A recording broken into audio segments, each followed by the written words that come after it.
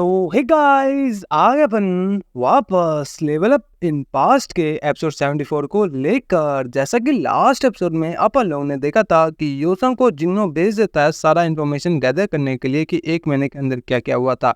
अब एपिसोड 74 के स्टार्टिंग में सीन दिखाया जाता है जहाँ पे दो गेटमैन आपस में बात कर रहे होते हैं अलायंस लीडर के बारे में कि एक हमारा गार्ड बोल रहा होता है क्या तुमने सुना कि जो डेट है वोटिंग करने का वो फाइनल डेट रिलीज हो चुका है। जो दूसरा बंदा बताता है क्या सही में, मेरे को अब लगता नहीं कि क्या ही होगा इस जिंगजोंग में, क्या ही होने वाला है। इसमें दूसरा बंदा बताता है कि हाँ मेरे को भी ये लगता है क्योंकि मुरी मेलांस जो अभी लीडर वाला है वो लीडर मीटिंग सेक्शन और स्मॉल फ्रैक्शन में बहुत ज्यादा फोकस कर रहा था, जिसकी वजह से ये लोग का बहुत ज्यादा लाइफ सही चल रहा था और ये लोग अपना सर ऊंचा करके चल सकते थे। लेकिन अगर मुरी मेलांस से लीडर अगर हट जाए अपना पोजीशन से तब हमारे स्मॉल फ्रैक्शन और मिडिल टाइप का फ्रैक्शन को बहुत ज्यादा दिक्कत हो जाएगा। ये बोल के पूरा रूमर स्पीड होने लगा कि मुरी मेलांस से लीडर का वोटिंग स्टार्ट हो गया। ये पूरा बहुत ज्यादा ये अभी हॉटेस्ट टॉपिक था जिंगजोंग में इस टाइम का। यहाँ पे जहाँ पे पहला बंदा बताता है क्या हमने सुना कि जो मुनीम अलायंस का करंट लीडर है वो 5 ग्रेट फैमिली में से एक था जो कि फैमिली में से आता था, इसलिए हमारा जो 9 ग्रेट सेक्टर वो स्विच करने वाले इस बार अपना 9 ग्रेट सेक्टर में से किसी एक को लीडर बनाएंगे, शायद ऐसा ही कुछ होगा शायद। लेकिन हमको लगता है कि वो लोग अपना मामला में फेल हो गया। इसमें दूसरा बंदा बताता है कि हाँ मेरे को भी लगता है क्योंकि इस बार का जो लीडर जीते हैं वो हम लोग का स्मॉल फ्रैक्शन और मिडिल फ्रैक्शन बहुत ज़्यादा ध्यान देते हैं, जिस वजह से हम लोग का बहुत ज़्यादा अच्छा था। जिसमें दूसरा बंदा बताता है हाँ मेरे को भी यही था। अब पता नहीं देखो क्या होता है, लेकिन जिस दिन वो जिगजैंग क्लैन के बंदे अब एक बार लीडर बन गया तो उस दिन से पता चल गया था कि ऐसा दिन आ ही जाएगा, इसलिए अब तो हम लोग को रेडी रहना ही पड़ेगा। जिसमें दूसरा बंदा बताता है कि अब हम लोग का जो मिडिल और स्मॉल फ्रैक्शन वो किस पे रिलाई करेगा। जिसमें दूसरा बंदा भी सोचता है कि हाँ एकदम तुम सही बोल रहे हो, ये बोल के बता रहा होता है कि जितना भी रूमर्स है सब एक जगह फोकस हो रहा था, किसी को पता नहीं होता रूमर्स कहाँ होता है क्योंकि ये जितना भी सारा चीज़ है ये फोकस सिर्फ हमारा काउंसिल ऑफ एंडल में होता है क्योंकि वही एक ऐसा प्लेस है जो कि मुरीम अलायंस का डिसीजन मेकिंग बॉडी है।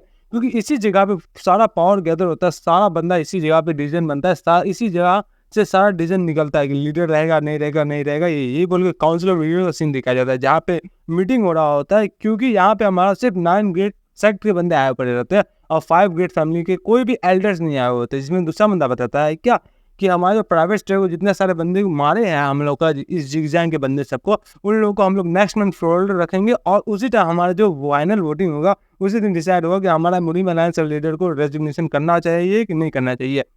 इसमें एक लेडी बताते हैं क्या ये सही रहेगा। दूसरा बंदा बताता है बुद्धा कि वैसे भी हम लोग को इतना सारा पुअर चाइल्ड मरे पड़े हैं जो कि बेमतलब का मरे पड़े हैं, तो ये तो सही रहेगा, तो आप क्या इस बारे में बात करना चाहते हैं। जिसमें लेडी बोलती है क्या आप समझ नहीं रहे, मैं दूसरी चीज़ के बारे में बात कर रही हूँ। दूसरा बंदा मन आगे भी बताता है मेरे को समझ में नहीं आ रहा, आप सही से बताओ क्या बात कर रहे हो। तो उधर से एक और बंदा बताता है कि ये बात कर रही है क्या अभी हम लोग जो है बस वन साइड डिसीजन नहीं ले रहे हैं, हम लोग 5 ग्रेट फैमिली में से किसी भी एल्डर्स को यहाँ पे इन्वाइट नहीं किए, बस हम लोग 9 ग्रेट सेक्ट में से आ चुके हैं, जिस वजह से एक तरफा डिसीजन नहीं ले रहे हैं क्योंकि 5 ग्रेट फैमिली का कोई भी एल्डर्स का बात सुने बिना हम लोग डिसीजन दे रहे हैं। जिसमें हमारा बुद्धा मास्टर बताता है क्या हम लोग को वरी क्या करने की जरूरत है, अभी हम लोग काउंसिल ऑफ एल्डर्स में रिप्रेजेंट करा और हम लोग काउंसिल ऑफ एल्डर्स को रिप्रेजेंट कर रहे हैं। अगर यहाँ 5 ग्रेट फैमिली में से कोई नहीं आ रहा इसका कोई मतलब नहीं रहेगा मुरीम अलायंस में क्या हो रहा है क्या नहीं हो रहा है। जिसमें दूसरा मतलब बताता लेकिन हिस्ट्री एकदम सही बात है, लेकिन हम लोग का फ्यूचर में जाके कोई ट्रबल कॉज करे हम लोग का और उसके बीच में बहुत ज़्यादा दिक्कत हो जाएगा। तो ये हमारा बुद्धा बताता है लवलेस कि पहले से ही 9 ग्रेट सेक्ट और 5 ग्रेट फैमिली में कॉन्फ्लिक्ट चलते रहता है, इंटरनल कॉन्फ्लिक्ट आउटरनल कॉन्फ्लिक्ट।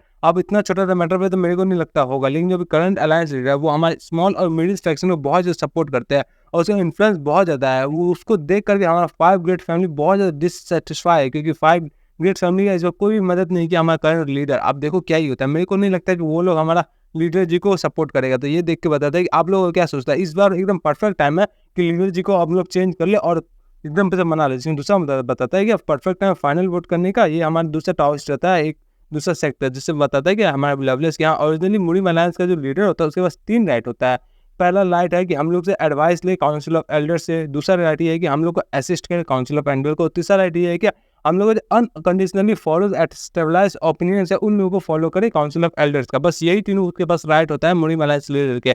लेकिन मुरीम अलायंस के जो प्रेजेंट के लीडर है लीडर जी उसको एक बहुत ही खतरनाक डिजीज हुआ पड़ा है। सारे लोग हैरान हो जाता है, पता है क्या डिजीज हुआ पड़ा। इसमें हमारा लवलेस बताता है क्या डिजीज हुआ है कि बस वो एक ही चीज़ के बारे में सोचते हैं, ये ऐसा डिजीज है जो कि किसी भी वर्ल्ड में क्योर नहीं किया जा सकता। इसमें हमारी लेडी बताती है क्या तो अगर क्या होगा फाइनल वोटिंग में अपोजिशन मिले हम लोग का 5 ग्रेट फैमिली से, और फिर क्या करेंगे हम लोग। जिसमें बताता है कि मेरे को लगता नहीं कि आप समझ नहीं पा रहे हैं, जो मैटर है वोट पे रिजल्ट कर ही नहीं रहा है, ये मैटर बहुत ज़्यादा अच्छा है। हम लोग के पास अपॉर्चुनिटी है कि हम लोग बता दें कि मुरीम अलायंस लीडर की कि हम लोग को मॉन्क्स के पीछे उन लोगों के पास अपॉर्चुनिटी रहता है कि हम लोग उन लोगों को कभी भी हटा सकते हैं कभी भी रख सकते हैं, क्योंकि थ्रोन और एग्जीक्यूशन के बीच में कोई भी मिडिल रास्ता नहीं होता। समझ में ना, वापस हम लोग सीन देखा जाता है जहाँ पे योसंग सारा डेटा कलेक्ट कर रहा होता है, इन्फॉर्मेशन गैदर कर रहा होता है, वही बैठ के दारू वाला ठेका में, जहाँ पे एक बंदा बता रहा होता है यंग वॉरियर योंगचो के बारे में बता रहा होता है कि आप तो जाहिर सी बात है योंगचो को जानते होंगे, क्योंकि योंगचो अभी मुरी मैदान से बहुत ही ज़्यादा पॉपुलर हुआ पड़ा है।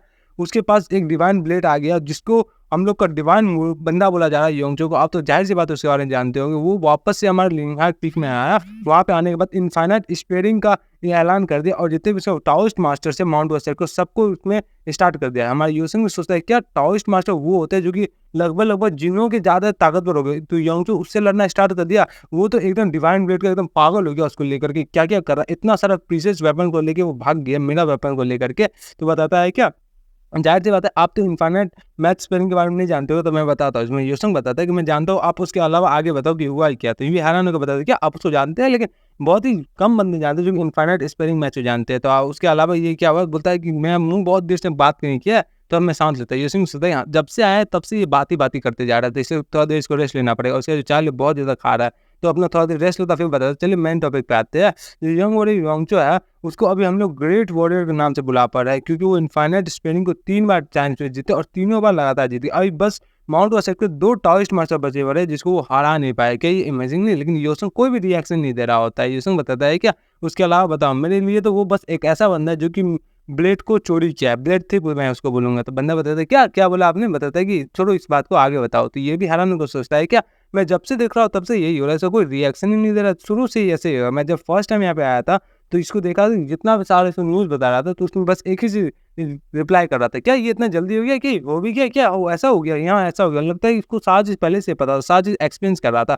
जैसे बताया था कि मुनी अलायंस के जो शाओलिन के टेम्पल वाले बंदे हैं, वो 5 क्रिटिकल कंडीशन में बंद में पड़े हैं, जिसमें हमारा यूसुफ हैरान होकर पूछता है क्या इतना जल्दी, लगता है कि उसमें से हमारा जो बुद्धिस्ट है वो नहीं है। तो बताता है ये जो बंदा है सारी चीज़ के बारे में जानता है, पता नहीं इसको किस चीज़ का नॉलेज नहीं है। ये बोल के यूसुफ बताता है कितना इंटरेस्टिंग चीज़ है।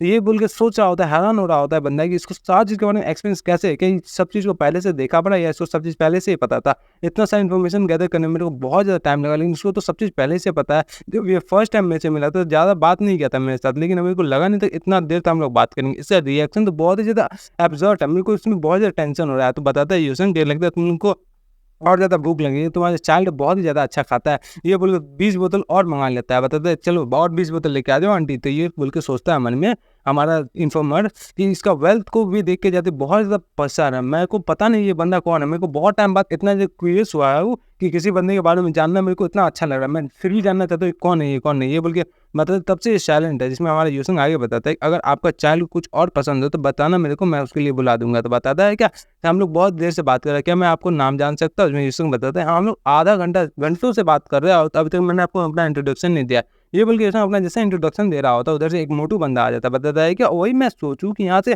10 साल पुराना ओल्ड लिक्वर का इतना सारा बोतल कौन ही मंगाया था, तो यहाँ पे तुम हो जो कि हमारे 5 माइनस सेट में से एक बंदे पड़े ना कांगपुंग। तो ये भी आ जाता, बताता है क्या हमारे कमर्शियल सेट के यंग लीडर पाक जियो। तो ये सोचता बताता है 5 माइनस सेट के बंदा बताया जाता है कि हमारे 5 माइनस वो आधा ऑर्थोडॉक्स है आधा अनऑर्थोडॉक्स है, जो कि लोअर और लोअर लेवल के बंदे से उन्हें क्रिएट करके बनाया गया। वो एक एफिलिएटेड सेट नहीं जो कि बैगर क्लैन या फिर ग्लबर्स लोग के क्लैन से ब्रेक करता है, वो छोटा मोटा क्लैन इसी में शायद ये बिलोंग करता है। उसके अलावा जो कि one of the 3 influence sector हांगझो में, जिसमें से एक हमारा इस सेक्टर से ये मोटू बंदा आया पड़ा है। ये सेक्ट हमारा जिंगजियांग और जिंगजू का कमर्शियल एक्टिविटीज़ को फॉलो करता है। बताया जाता है इसका बैकग्राउंड बहुत ही ज़्यादा है, चाहे कोई बंदा कितना टैलेंटेड क्यों हो जाए, उसका बैकग्राउंड से उसको डिस्क्रिमिनेट किया जा सकता है, उसका डिस्क्रिमिनेशन देखा जा सकता है। इसलिए तो यहाँ पे हम लोग को बोलते हैं उसको एसेंस ऑफ जिंगजिया। ये बोल के बंदा भी हैरान हो जाता है, बताते कि आप यहाँ पे आ गए। तो बताते क्या आप यहाँ पे आ गए, ये बोल के बताते क्या मतलब मैं यहाँ आ नहीं सकता। बताते आप आ ही सकते, आके बैठिए।